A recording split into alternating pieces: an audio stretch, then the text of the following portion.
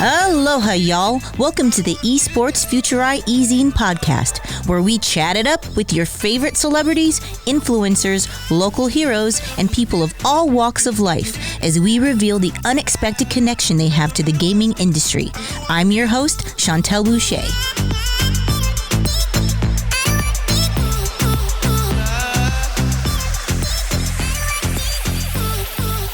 Well, hello, and aloha, y'all. Miss Chauntel Boucher here with the Esports Futuri E-Zine podcast. And I am so extra excited today because I have somebody here as a very special guest, which is, I always have special guests, but you're extra special. Oh, thank you. This man here across from me, his name is Mr. Lewis Johnson. And I'm going to have to read from his credits because, I can't remember everything. And listen, this isn't even everything. But Lewis Johnson is a 10-time Olympic commentator. 10 times. That's it, yeah. And a sports reporter for ABC, NBC, CBS, and also work with Westwood One, ESPN, Pac-12 Network, Turner Sports. I mean, the list kind of goes, and me. Work with me now. I did all Chauntel that, Boucher. and now I'm working with you. Oh, my God. That's what I'm talking about. Like, who am I? You are somebody. That's who you are. I just became somebody just by association. You already were, right? I was somebody, There but I'm you really go. somebody. There you here's go. the proof right here. Oh, And this man has been amazing to me. He has taught me so much in such a short amount of time. I look forward to learning more from you. Oh. And you're just a mentor now for me, Well, too. thank you. Namaste. Thank you so much. This is fun. Absolutely. And it's so crazy. You get to a point in life where you start to think back about, or you sort of forget about some things, right? And you read those items, and I think back to the beginning of my career when I was dreaming to be in the business, running track and field collegiately and professionally, and was working behind the scenes in the business at the Rose Bowl. Had a great production manager who used to hire me to come out and buy the sodas and the batteries for the parabolic mics. You know what that is? The round, those little half dome mics on the sidelines. I don't know that's what it's called, but I know exactly what you're talking about. When you hear those big tackles and crack or whatever, the parabolic mics are picking that up. Wow, that's cool. Yeah, so I used to buy the batteries for all those things and the drinks and coffees and bring stuff to people. And then the best part about it was after setting it all up on the weekend, I had that broadcast to actually watch what was going on live. Could sit in the truck and watch what they were doing with the producer director, go up to the broadcast booth and watch how they were doing their thing, and then follow the sideline reporter around to see what Lynn Swann was doing, the great wide receiver for the Pittsburgh Steelers. And I was building my dream through those experiences. And so I always tell people, I said, sometimes you got to be willing to do something for nothing until you can get something for something. So I wasn't making a whole lot of money, but I was gaining so much in terms of experience and being in the arena, which helped to build that belief that one day I could do some of those things. Yeah. And your story is just so amazing. It's your history and your story and how on track you've been for so long. Some of us, it takes us a little bit longer to get to places that we would like to be or whatever, because life and choices, whatever. But that was me too. You're that just was me too. This man is the class act, okay? When you look in the dictionary and you scroll down, there's a picture of Mr. Lewis Johnson there, class act right there. Oh, you're so kind. You're so kind. But look, that was me too. And, I get to go speak sometimes to colleges, students, or what have you. And that was one of the best parts of working for the Pac-12 network, not just doing the games, football and basketball, but going to some of the classes on a Friday with another one of my broadcast partners, Yogi Roth, who is one of the greatest human beings you'll ever meet. Wow. And we talk to them about just the career and the business, but more importantly, we take their questions. And I think you got to keep it real to a certain extent. And I when I walked on the campus at the University of Cincinnati in 1982, I had no clue. None, zero, zilch, nada. Wait, what year was this? In 1982. I was one. You were one then? So we've officially been dated, right? Dated ourselves. But I didn't know what I was doing. And I walked around, no scholarship, no nothing for track. And then finally I walked on a couple of years later, and the sports foundation really gave me a platform to begin to have more confidence and have a purpose there. And, now you got to stay eligible to be on the team. So classes became more important. Yeah. And even though I slipped up every now and then with that, I had a great experience from going from nothing to walk on to All-American in 3 years and then going to the trials in 1988 and two failures to make the Olympic team, but then being able to broadcast the last 10. So the message is always to people is that you need to identify what your dreams are and make a move on those things. And even if you hit a ditch or a slide or you just screw it all up, get back on the thing and just try to figure it out because there's no perfect plan. It doesn't work like that. No, that's not a thing. Nah. The road to get to even if you do hit that goal that you're going towards in that specific area, that road don't look like how you think it's going to look. That's right.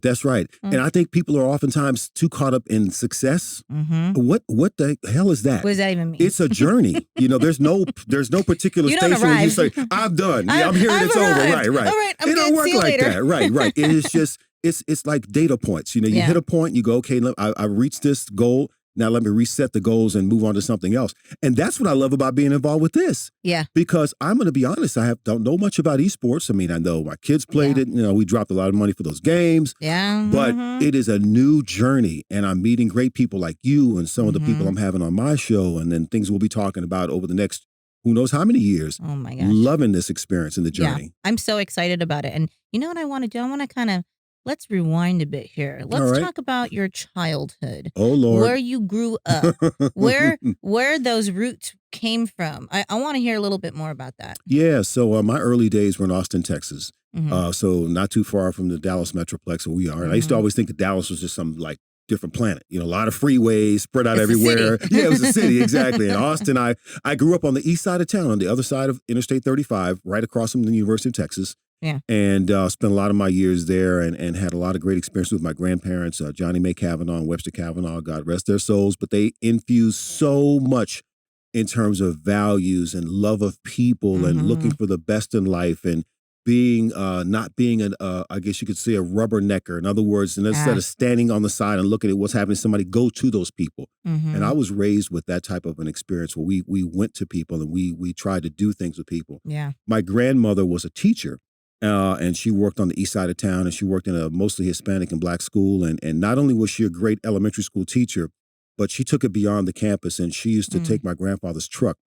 He had a radio and TV repair shop. I was around electronics, and I didn't even know what electronics were, right? And now think about the digital age we're in right now, right? He would not understand all this stuff. Oh, no. But he had a shop, and so on the weekend, sometimes we get that truck, and we go to the store and buy groceries. We might go pick up a mattress, and we would pull up in front of a house and say, Mama, what are we doing? And she says, this is one of my students that lives here, and I need to go deliver some things. And we'd open the door, and there'd be 8, 9, 10 people in a small home. And she was bringing food. She was bringing whatever she needed to do. And she said, I need to know how they're living at home so I know how to deal with them in the classroom. Absolutely right. Unbelievable. And so she did that often. And she was the teacher who always had the kids who were behavior problems, whatever, because she knew how to connect. And then she did something that was considered almost illegal back then. She opened up her classroom sometimes on the weekends, and she would invite parents in to help them work on their GED. Oh, wow. So she started community education. That is so cool. At Go Valley Elementary School in East Austin. And the principal told her to stop at one point. She said, I'm not going to stop. So she was just about not just the kids, but about the parents. And I think now about my life and how my wife and I have worked hard to raise our 2 sons. And when you talk to kids about certain things, you also need to, if you can, spend time with the parents and chat with them about things and maybe get them to try to see things differently. So I learned so much from that experience there. Then moved to Cincinnati, where I finished high school and then went on to college. And track and field was, I guess, my saving grace. Football was not my deal. They knew in 15 minutes I didn't want to get hit. And I knew in two practices that this was not for me. You didn't want to get hit? I didn't want to get hit. No. Lewis was too pretty for that. No, I wasn't too pretty. I was about that big. I was about this big. So, I was really skinny. You're a beanpole? Really skinny.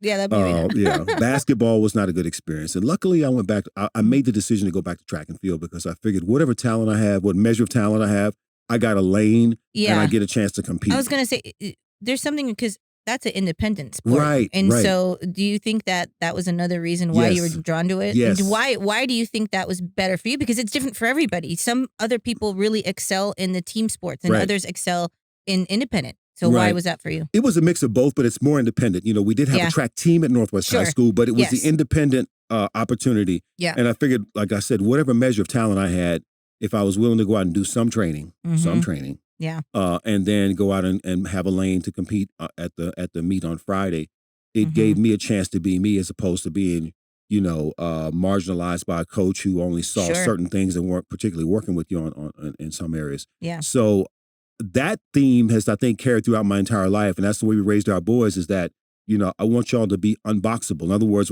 how those boxes that you check about this, that, no, there's no boxes for you to be checked because Yes. we're not actually following a blueprint or plan of everybody else. Yes. I want you to figure out what your passion is, what your dreams are, what your aspirations are, and we're going for that. And I think I live my life that way, and not always been easy.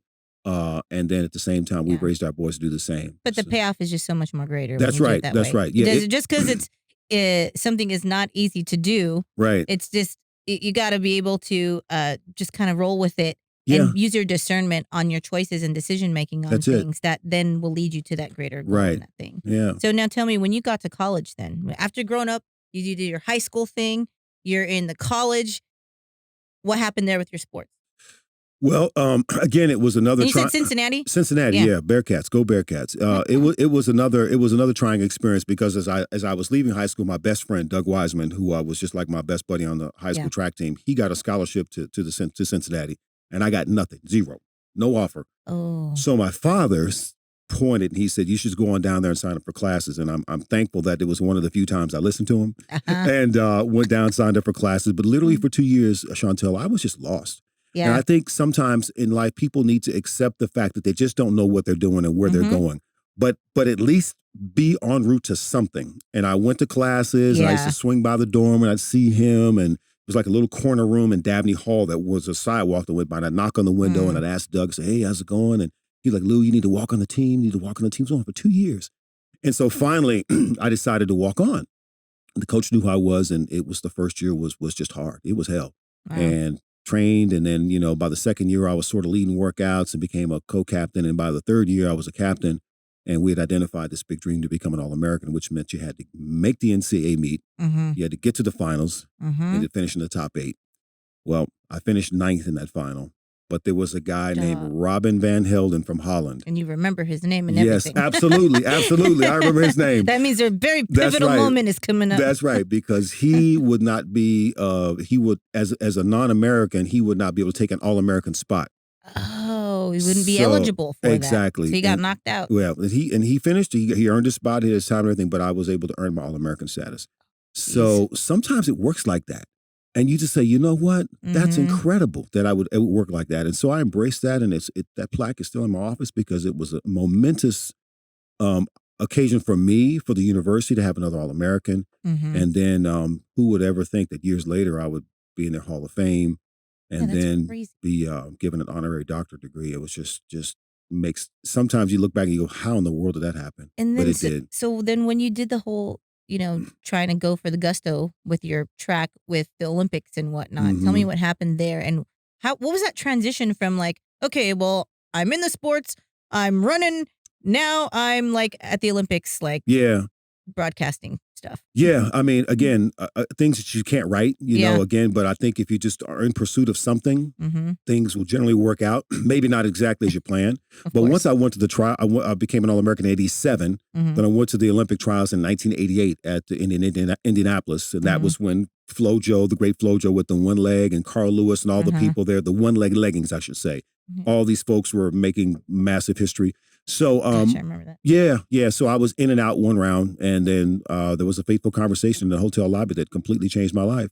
A good friend of mine, Ken Washington, asked me the day after we had been knocked out of the trials because we had not advanced, what I was going to do. I said I was going to go back to the university. I had a job as an RA, going to take a class, and that's what my plan was. And I said, "What about you?" So he literally, Chauntel, he reaches in his backpack and he pulls out this book. And it was a book of the IAAF, which is the governing body for track and field globally. It was a summer guide to all the track and field meets, and he handed it to me. And I started flipping pages, and I saw Rome, I saw Paris, I saw Viareggio, I saw Grosseto, I saw Berlin, I saw Monte Carlo. I said, what? There are track meets in all these places?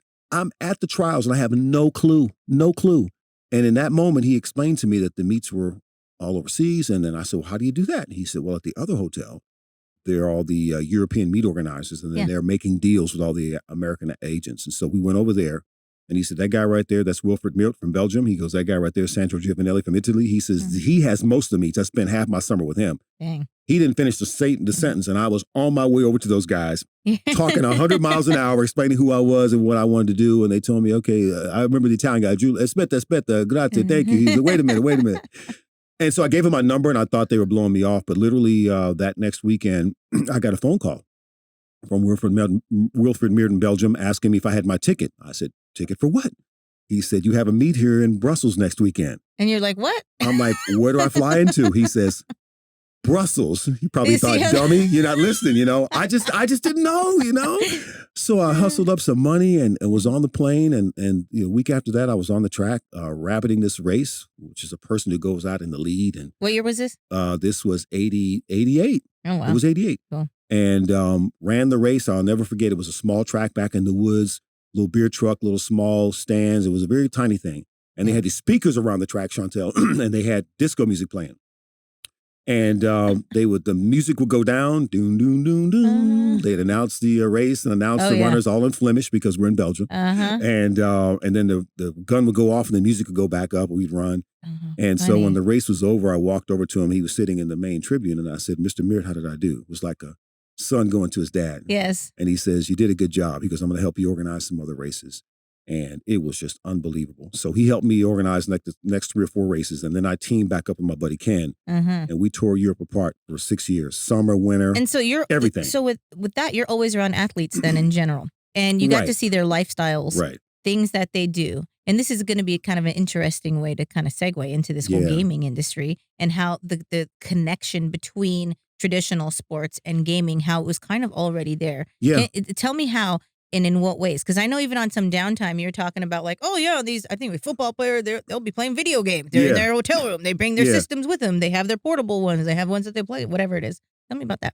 Well, back then in 88, 89, 90, 91, I didn't really see people doing any organized gaming. Yeah. The internet wasn't being used like that even in the rooms. I can remember, speaking of that, I mean, the phone calls we made back home were on the phone, regular phone. I remember once in Grosseto, Italy, I blew my whole appearance fee on a phone call, on a couple of phone calls, and I didn't realize what I was doing. I was in my room calling, and the rates in the hotel room were jacked up. I think I had made like $800. And when I went to check out, my bill was like $700-something. I was sick.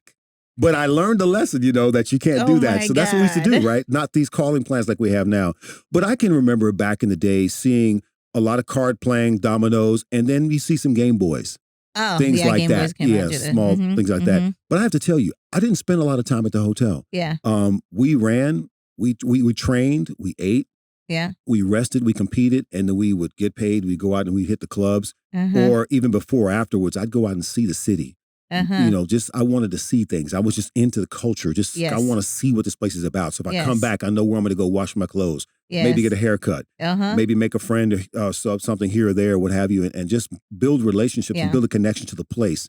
But gaming was not as big as it is now. But now, today, I mean, it's an absolute part of everything we do. When did you see that transition start to happen when it became more of a predominant thing that was obvious to you? Well, you're still more behind the scenes than all of us were at the Yeah. time. Well, I would say I'm long after I retired and I was in the business of television after working my way in, you could see that athletes were using gaming a lot in their downtime because, as an NBA player or let's say a college football player, you have so much time being spent with practice and meetings. Oh yeah. Then they do have class, and you got tutoring sessions, but there's that way to escape because you can't really leave campus and do whatever. And they do a lot of gaming. And I think same with a lot of professional, say NBA players. Yeah. And then you begin to see it on social media that they're involved Well, with now these things. guys are getting, purchasing teams and whatnot too as well.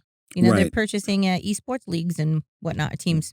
Right. And that says a lot, right? That a professional team would have its own esports team. Oh, absolutely. And they got their immortalized in video games now too as well. I mean, even UFC, football. There's a video game for literally every sport. Is there one for track though? Is that needed? Yes. I feel like I don't know of any. There's something primitive. We need to be quiet because we need to work on that together. We don't give it away. We won't give y'all nothing didn't hear away. that, right? Exactly, because we need to work on that That's game. just between you guys and then us. So don't tell anybody, okay? Right. But absolutely. And what I'm really interested in, Chauntel, is the relationships we're building, the people that we're meeting, with MAP Esports Network and Esports Futuri TV and the podcast networks and the networking you do there. But you learn so much about lifestyle and about how the gaming industry and gaming lifestyle is crossing over into mainstream life. I mean, I wasn't aware of just how deep the roots already are. And what's really exciting for me is to be able to touch base with a lot of the athletes that I've known for years, either as contemporaries because we competed together, or those that I've covered over the last 10 Summer and Winter Olympics 5 and 5, as well as people that we're now meeting, and to see how gaming is now a part. I love to travel. I love to go to different places and cultures. So now I want to go and visit these cities and see what the esports and gaming industry is like. With Chauntel Boucher. We can do that. I was going together. Yeah, I was in Paris in September of 2000 and of 2020, and went to about 5 different locations, and it's just interesting. So that's the kind of stuff that I love. Yeah, me too. Me too. We're in the same boat here. There we go. And we are going to travel, and we've got so many exciting things coming up too as well. Before we go into some of the more exciting things too, talk about your All In with Esports show, because you've got a show. It's in existence already. Yeah. His has been hot and going for a little bit. He's, again, somebody that I just, pay attention to and listen to so I can pick up on some cues and learn from you. But you already got it. Tell me. Yeah. Tell us about All In. All In with Esports is a show that I have here on the network, and it is so much fun. And I'm going to tell you what one of the biggest issues, the biggest reasons is for me and why it's fun.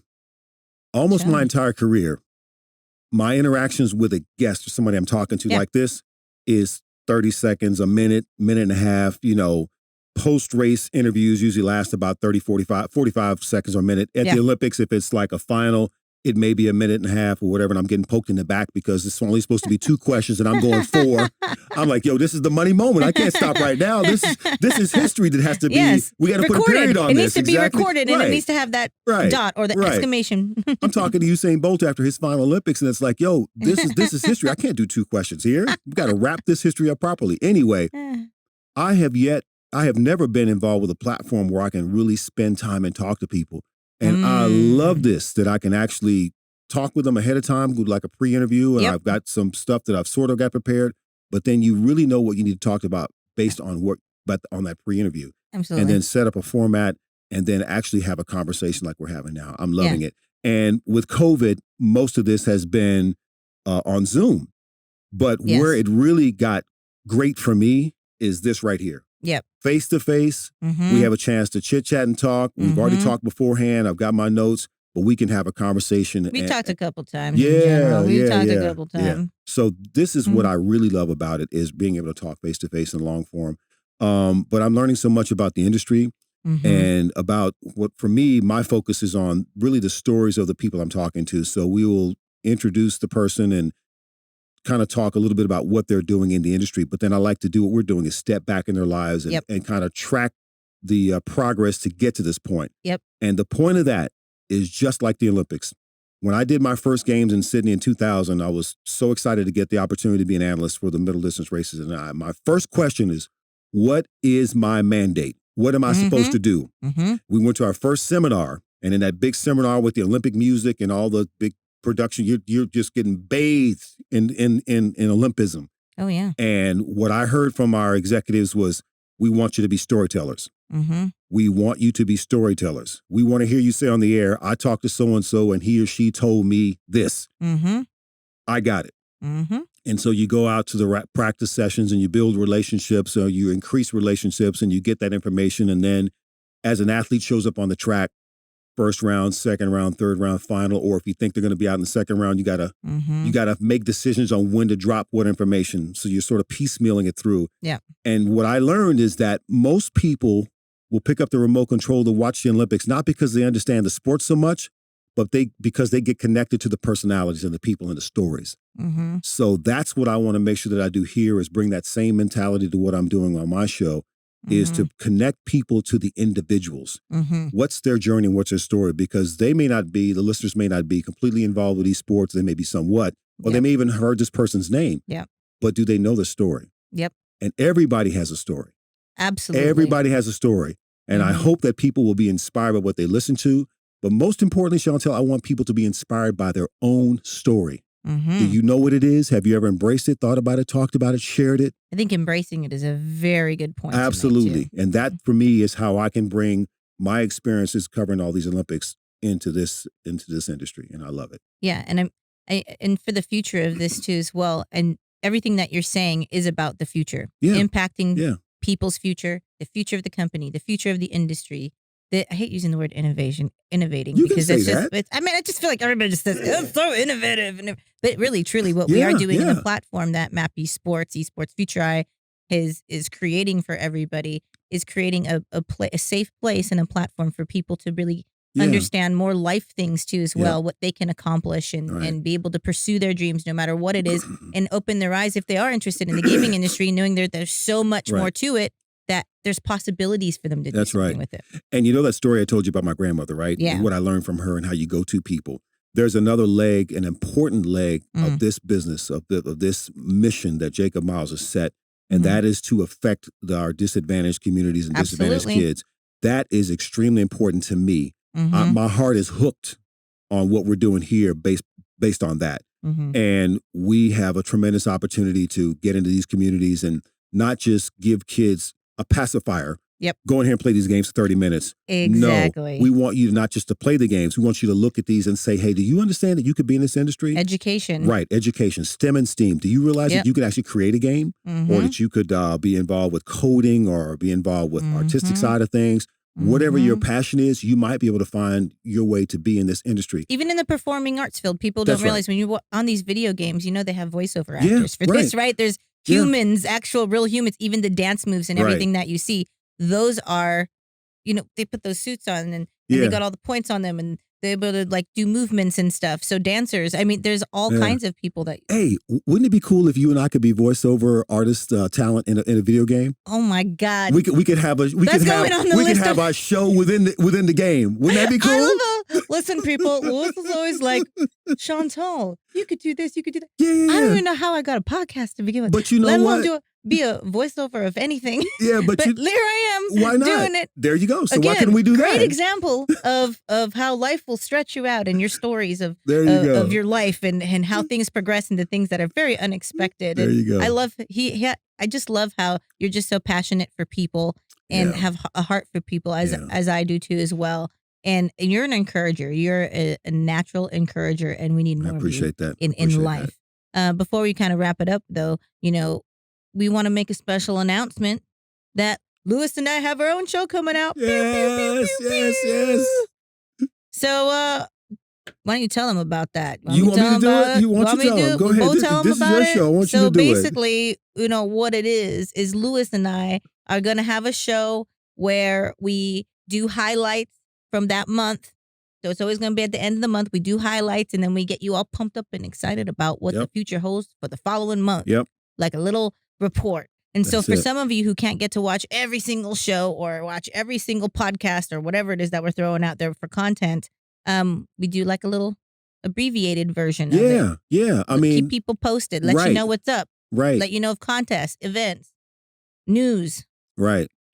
What we are expecting is there's going to be a lot of content flowing through Map Esports Network, Esports Futuri TV, the podcast network, the gaming sites. Everything. Even with PPL, the Power Players League. Right. So our show will give people a recap, give you that recap of what's happened in this past month. If you want to go back and watch something, we'll give you some links to it. You'll be able to see that. And then we'll tell you about what's coming up in the next month. But I think. Oh, no, what? In the midst of this show, it's all good. What else are we doing? You love music, right? Of course I love, I used to be a singer. That's what I did. You were a singer? Yes. Wait a minute. Sang for my whole life. And you didn't tell me that. Listen, there's all kinds of surprises over here, okay? What did you sing? I R&B? started out singing jazz and then I got into classic rock and stuff like that. Yep. I didn't know since that. I was like 2 or 3, sang with Don Ho when I was a little kid. And in Hawaii? Yeah, in Hawaii. And see, I know who Don Ho is. I've heard his name. Yeah, I know. So people don't know that about me. I don't really talk about, like, people that, in Hawaii who know me know that about me. But now since, I'm in business here dropping and information like this. I didn't know that. So we when we're COVID safe again, we need to go do a karaoke with all of our team. Oh, that's gonna happen. And then you need to get up there. And, yeah. I will be open to the that. only other Hawaiian singer I know, because we used to go to Kauai. We used to take our boys with Israel Kamakaviva Ole. Oh, I couldn't even say his name. I was gonna say Israel. I knew you weren't. Cause something. Yeah, exactly. What is it? Israel Kamakaviva Ole. Kamakaviva Ole. Yes. I mean, what say a that 10 times fast. Yeah, Israel Kamaka Viva Or just Ole. say it once fast. Kamaka Viva Ole. Kamaka Viva Ole. There you go. Kamaka Viva Ole. Oh my God, you even sound local. You even have like the pigeon, bruh. Oh my God. But yeah, remember his music. We heard it many times there. But anyway, that's probably like he was one of the greats there. Yep. Absolutely. But I think we need to have some music involved. I think I would love to have a DJ to maybe spin a little music to kind of give our show a little flavor. We got all kind of flavor. You saying flavor, you don't even know, y'all. Okay, we got flavors, actual flavors coming up in our shows too as well. And little musical flavor. And did y'all hear that? She didn't say flavor. She said we got flavors. We got flavors. Because did you say actual flavors? Flavors. We have flavors and flavors. Right. So I know somebody who is a great, great dude. Great husband, great family man. We like that. And a lover of music. He was one of the early or original DJs that played in New York City at the, what was the name of that show? Where you have the guy come out and hook people off the stage. What is the name of that? Shame on Me. At the Apollo. Yes. He played at the Apollo. Hello. Yeah. So DJ Kevy O. DJ Kevy O. Yeah. So he was one of the original DJs that played there. And he is, Kevin Grimes is his name, but it goes by DJ Kevy O. I want people to know his name as the husband and father. Kevin Grimes, great human being. And then know you as the DJ Kevy O. But he's plays locally here on a local radio station doing mixes and things like that. So I think we should have him come and do some mixes and background music and have some fun. It fun. Yeah. We're going to keep it fun. We're going to stay engaging. We're going to represent the people. Yeah. Hear from the people. Yeah. Put out little contests. Do some kind of promoting and whatever. And ain't nothing like dropping somebody's name and you haven't had permission to do that. But I hope, Kev, you're all right with that. He's kind of getting known for this sort of thing. Like, Chauntel, you're doing this now. Okay. I just say okay at this point. Yeah. You can't say no to Lewis Johnson. Yes, you can. No, you can't. But anyway, well, thank you so much for thank coming you. on my Thank show. you. I'm looking forward to continuing to work with you and looking forward to our show. And I'm going to be there, arms with you, arm to arm, out there, working for the people, with the people, providing that platform for them. Yep. And I'm just so excited about it. I am too. And you have a great spirit as well. And it is just fun. It is fun. Somebody told me that we both know it took him 10 minutes to realize you were great people. When you get a compliment, you're good people. Like she good people. Aww. Yeah. So that was clear. So listen, let's link up and you do your thing with your shows. I'm doing mine, but let's hook together and give people this recap every month. That's right. But we are having fun with this and we have such a tremendous journey ahead of us. Mm-hmm. I cannot wait until we are all mostly vaccinated, much more safe to be able to move around and do things because we're going to have so much fun with live events, which I know is your specialty, putting together live events. On that. Yeah. That's going to be you, right? Yep, that's and me. Then we'll continue to build and touch people's lives in the communities and bring them along and send some of these kids to college with opportunities to get into this business. I want to explore the world in terms of how esports is doing and do those live events. Let's do red carpet. We're doing in all South that. Korea and China. We got to go to Tokyo. Are we going to Tokyo? Do you want to come to the games? I'm going. Okay, so we're just hoping. I'm already in my mind. I'm there already. We're hoping that the games are going to happen, right? And when I'm there, don't tell NBC, but I'm going to try to sneak out and see a couple of esports locations. You guys are getting all the secrets today, okay? Listen, everybody. I'm there for work, but yeah. So I'm into it. Anyway. Well, we're going. Awesome. Looking forward to it. Again, everybody, Mr. Lewis Johnson. Miss Chauntel Boucher. Thank you for spending this time with us on the Esports Futuri E-Zine podcast. And we are just looking forward to connecting with all your people. And bright futures are coming. Yep. 2021 is it. Awesome. Aloha, y'all. Boom. Thanks for listening to the Esports Futuri E-Zine podcast. This podcast is part of the Esports Futuri podcast network and produced by Innovation Media Enterprises. Make sure you subscribe on your favorite podcast channel and leave us a review.